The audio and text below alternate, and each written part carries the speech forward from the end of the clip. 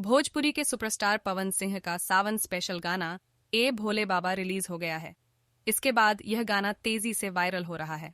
पवन सिंह ने एक बार फिर से अपनी इस भक्ति के गाने से शिव भक्तों पर जादू कर दिया है। इस कारण यह गाना तेजी से वायरल हो रहा है। सावन के इस महीने कई भोजपुरी गाने रिलीज होते हैं, लेकिन इस बार भी पवन सिंह ने अपने गाने से श्रद्धालुओं को भक्ति के सागर में सराबोर कर दिया है। श्रद्धालुओं के बीच पवन सिंह का यह गाना खूब सुना जा रहा है। इस गाने को लाखों लोगों ने देख लिया है। यह गाना तेजी से व्यूज के सारे रिकॉर्ड को तोड़ता नजर आ रहा है।